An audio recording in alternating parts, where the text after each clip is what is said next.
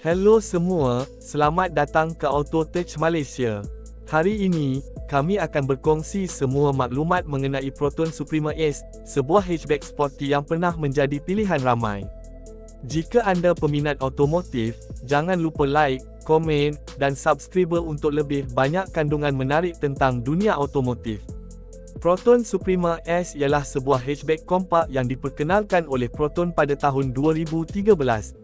Direka untuk menarik minat pemandu muda dengan reka bentuk sporty dan ciri-ciri praktikal, ia dipasarkan sebagai alternatif hatchback premium kepada sedan Proton Preve. Namun, menjelang tahun 2025, Proton telah menghentikan pengeluaran model ini dan tiada versi baharu dikeluarkan.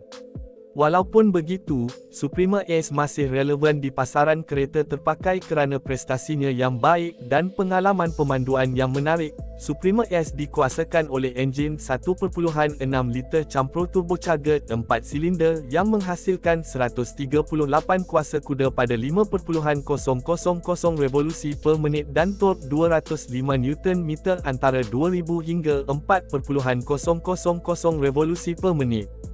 Enjin ini dipadankan dengan transmisi CVT, Continuously Variable Transmission, untuk pecutan yang lancar dan penggunaan bahan api yang lebih efisien. Kereta ini mampu mencapai kelajuan 0 hingga 100 km/j dalam 9.9 saat, dengan kelajuan maksimum 190 km/j. Walau bagaimanapun, penggunaan bahan api sekitar 9.1 liter bagi setiap 100 km dianggap sederhana untuk segmennya. Dari segi dimensi, Suprema S mempunyai panjang 4.436 mm, lebar 1.786 mm, dan tinggi 1.524 mm, dengan jarak roda 2.650 mm. Ia menawarkan jarak kelegaan tanah sebanyak 155 mm dan berat sekitar 1.365 kg. Kapasiti tangki bahan apinya ialah 50 liter, manakala ruang kargonya berkapasiti 309 liter, menjadikannya praktikal untuk kegunaan harian. Keselamatan dan keselesaan menjadi keutamaan dalam Suprema S, dengan ciri-ciri seperti beg udara pelbagai, sistem brake anti-kunci, ABS, kawalan kestabilan elektronik, ESC, dan kawalan cengkaman. Selain itu, ia dilengkapi dengan kawalan iklim automatik, tingkap kuasa, dan sensor parkir belakang.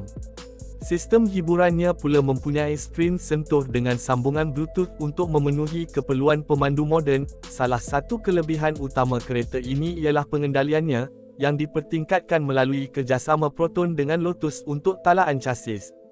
Ini menjadikan Suprema S menyeronokkan untuk dipandu, terutamanya di Seleko. Namun, ia menerima ulasan bercampur mengenai kecekapan bahan api dan kualiti dalaman. Jika anda mempertimbangkan untuk membeli Proton Suprema S terpakai, pastikan ketersediaan alat ganti dan sokongan servis kerana model ini tidak lagi dalam pengeluaran. Jika anda suka video ini, jangan lupa tekan butang like dan subscribe.